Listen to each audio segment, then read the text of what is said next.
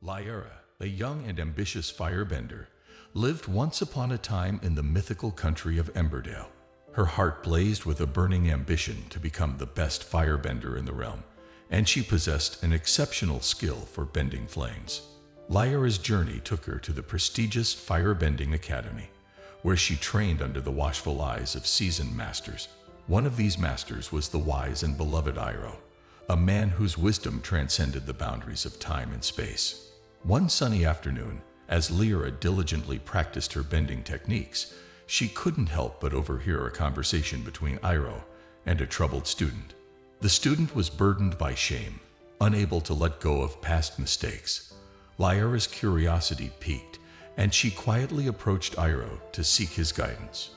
"Master Iroh," she began, "I overheard your conversation about shame.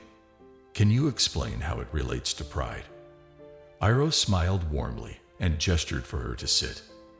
"Ah, young Lyra, I see you're eager to understand the deeper meaning behind these words. Pride is not the opposite of shame, but its source. To comprehend this, I shall share with you a tale of a forgotten era." Lyra listened attentively as Iroh's soothing voice weaved the tapestry of a story. In a distant land, two mighty kingdoms existed side by side: the kingdom of pride and the kingdom of shame.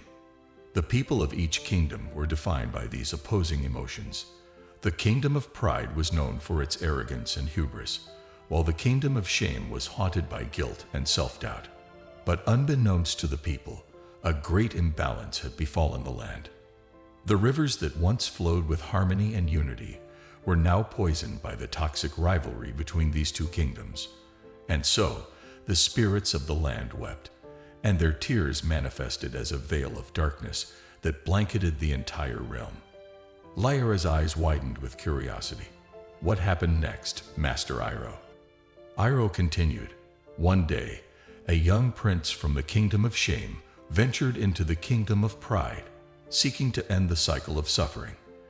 With humility in his heart, he approached the ruler of the kingdom of pride and made a heartfelt plea for unity and compassion. But why would the ruler of the proud kingdom listen to the prince?" Lyra asked, puzzled. Iroh smiled knowingly.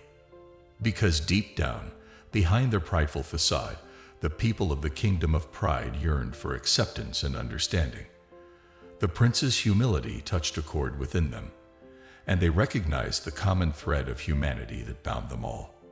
Lyra nodded, beginning to see the wisdom in Iroh's words. Through their union, the prince and the ruler taught their people the true nature of pride and shame. They revealed that pride, when devoid of humility and empathy, bred arrogance and isolation. And shame, when held onto tightly without forgiveness and growth, only deepened one's wounds. Lyra pondered this revelation, realizing that pride and shame were not isolated emotions, but intertwined aspects of human nature. As the story concluded, Iroh placed a comforting hand on Lyra's shoulder. "Remember, Lyra, to be a master of fire, one must not be consumed by pride, but harness its flames with humility.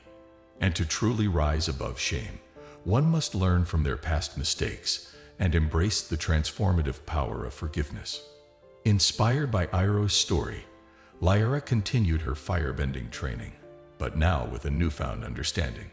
She sought to cultivate a balance between pride and humility, acknowledging her strengths while remaining open to learning from others. In time, Lyra became a revered firebending master, known not only for her impressive skills, but also for her compassionate spirit. And as she passed on Iroh's teachings to her own students, she understood that true mastery lay not just in bending the elements, but in bending one's own heart towards harmony and growth.